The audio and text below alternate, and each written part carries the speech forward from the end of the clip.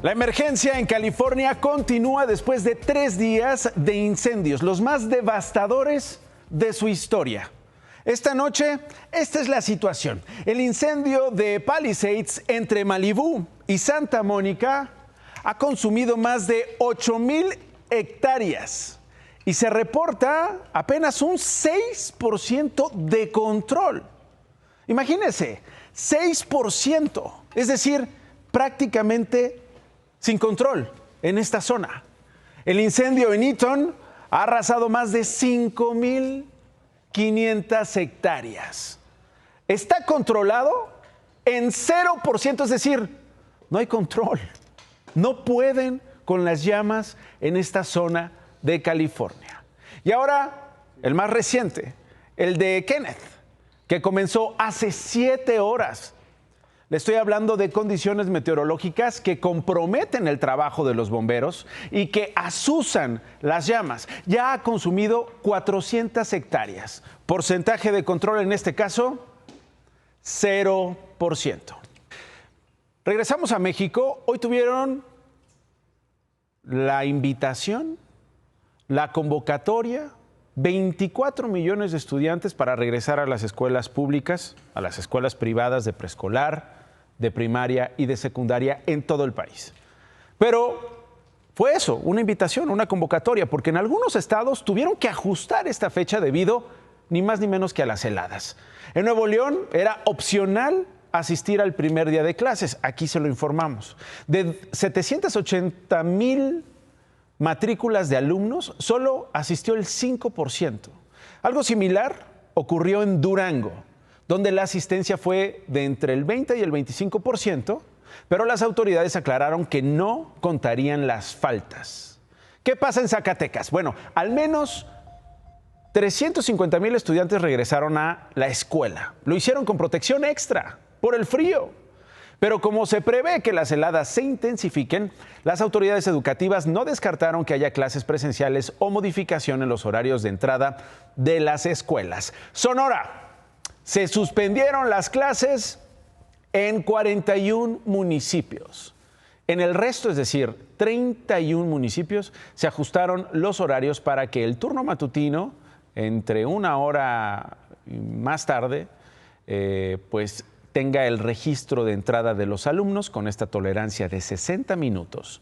Y el vespertino pueda salir también a 1 hora más temprana, es decir, 60 minutos antes. Chihuahua, la suspensión fue generalizada. Se aplicaron desde hoy hasta mañana clases virtuales. Se espera que ambos estados reanuden la modalidad presencial hasta el próximo lunes. Y es que Chihuahua es uno de los estados más afectados por este frente frío. Todavía se prevén temperaturas de hasta menos 15 grados en las zonas serranas.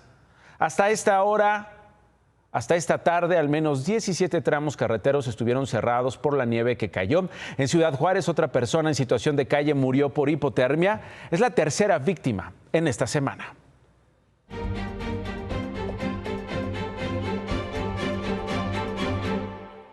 Luego de la rebelión de ayer que aquí le presenté en este noticiero, los vecinos de la recién nombrada Colonia Cuarta Transformación en Tultitlán, Estado de México, acudieron hoy a una mesa de diálogo con autoridades mexiquenses. ¿En qué quedaron? En esto. Eso ya es una burla para todos nosotros. En vez de estar gastando en ese tipo de letreros, nosotros no tenemos drenaje, no tenemos agua, no tenemos calles, como lo puedes ver. Son servicios básicos que tenemos que tener como sociedad. Aquí estaba uno de los letreros que nosotros retiramos porque no se nos hace justo que sin ninguna notificación, sin ningún previo aviso, la señora haya llegado y hayan empezado a cambiar nombres de calles, de colonia y la nomenclatura. ¡Dispárale, güey! ¡Disparen, cabrones! ¡Traemos reporteros! ¡Dispárale, güey! ¿Ya vieron cómo detonaron?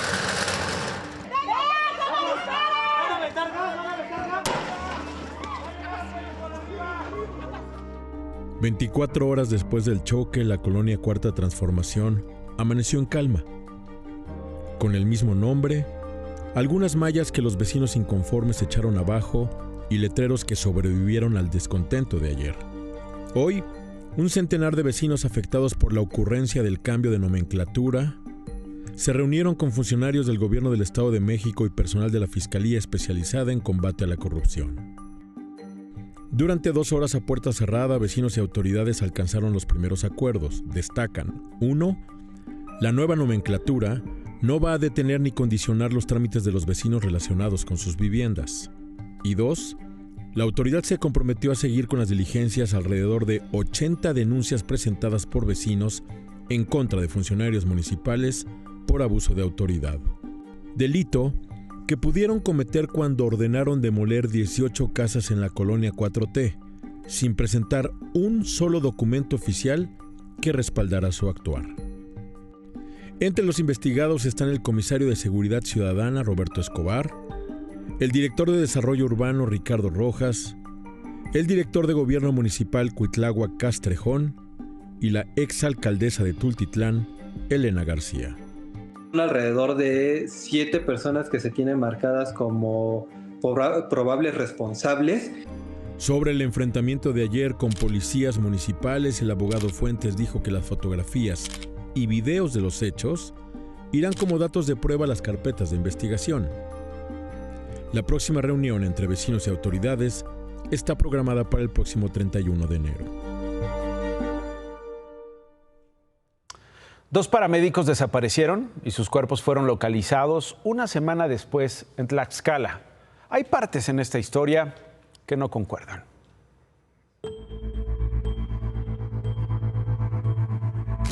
Yareli Morales, de 31 años, y Adán Hernández, de 26, eran paramédicos en Puebla y Tlaxcala los fines de semana. No hace mucho se habían comprometido para casarse.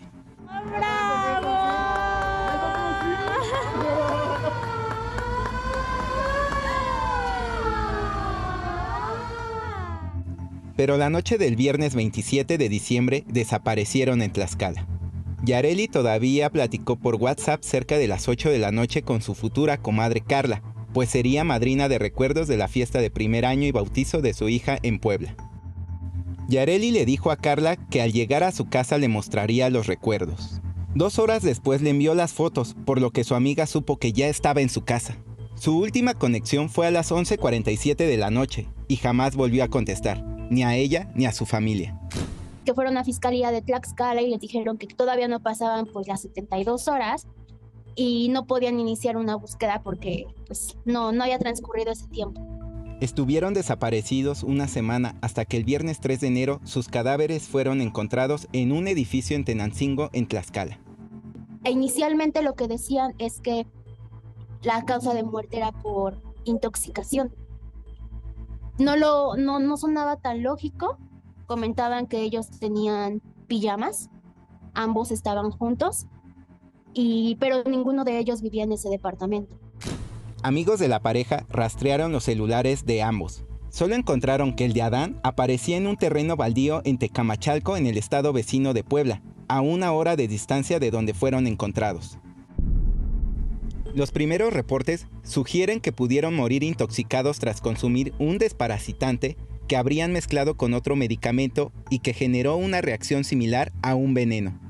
Hace 2 años, en el edificio donde fueron encontrados sus cuerpos, también hallaron a otra pareja que tenía 10 días desaparecida. Se cheque realmente de quiénes son esos departamentos que entran y sale gente y nadie vio nada.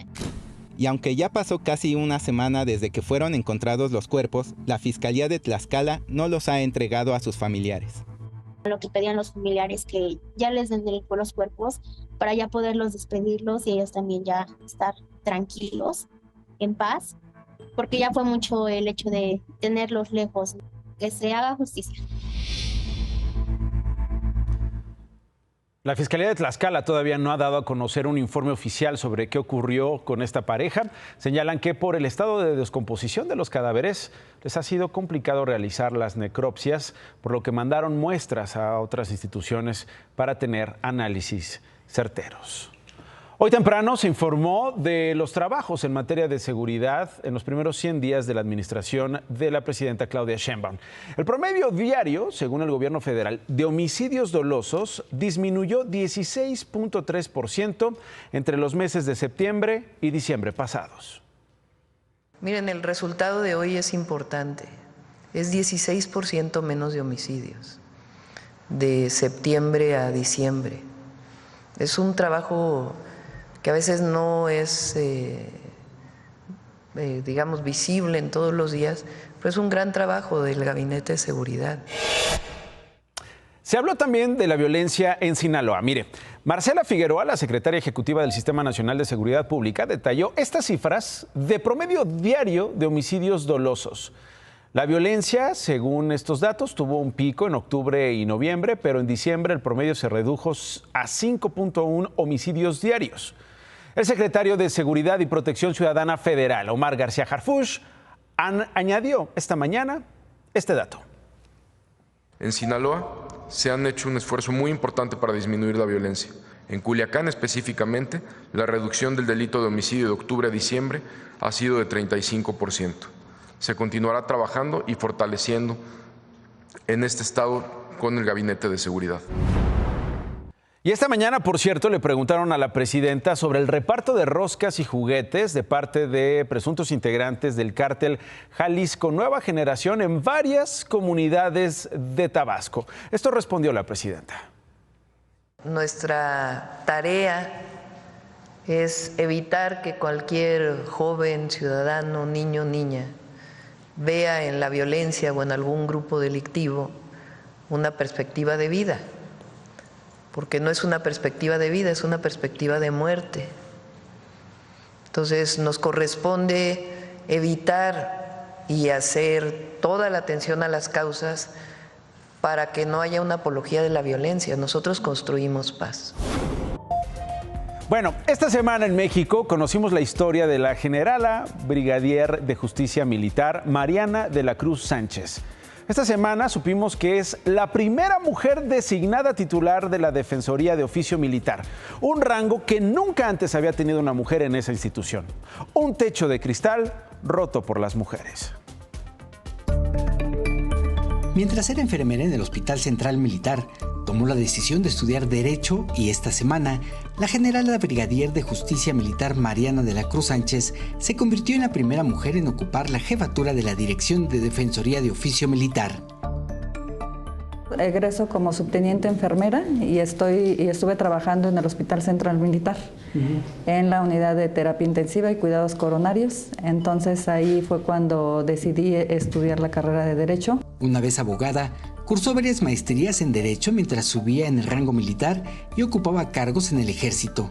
Ha sido jefa del Grupo de Promoción y Difusión Cultural, Equidad y Género y del Grupo de Estadística de la Dirección General de Derechos Humanos y fue directora adjunta de la Defensoría que ahora dirige. Su función es brindar una defensa legal a los miembros de la Defensa Nacional. Para la generala brigadier de la Cruz Sánchez, todos los miembros del Ejército, Fuerza Aérea y ahora de la Guardia Nacional, involucrados en faltas de disciplina militar e incumplimiento de sus funciones, tienen derecho a una defensa. Es un derecho del personal imputado designar a su defensor, inclusive puede designar a un defensor particular. O si requiere de un defensor de oficio, solicita un defensor de oficio. Enhorabuena, mañana le presento otras historias de mujeres. Por ahora, más noticias. La presidenta Claudia Sheinbaum se reunió en Palacio Nacional con los consejeros del Instituto Nacional Electoral para negociar el presupuesto para la elección de ministros, jueces y magistrados. Tenemos la garantía en este momento de que va a haber un recurso adicional. El fiscal general de la República, Alejandro Gertz Manero, reveló que el gobierno de Estados Unidos admitió que el 74% de las armas incautadas en México provienen del país vecino del norte. El INEGI dio a conocer el aumento al valor de la Unidad de Medida y Actualización, UMA, el cual será efectivo a partir del 1 de febrero. Con el ajuste, trámites como licencias de conducir, actas del registro civil, multas y créditos hipotecarios aumentarán su precio hasta en un 4.21% respecto al 2024. Vecinos de Ixtapaluca, en el Estado de México, denunciaron un incremento al pago de agua de hasta un 160% en comparación al año pasado. Además de ser un servicio deficiente, donde colonos pasan hasta 15 días sin agua.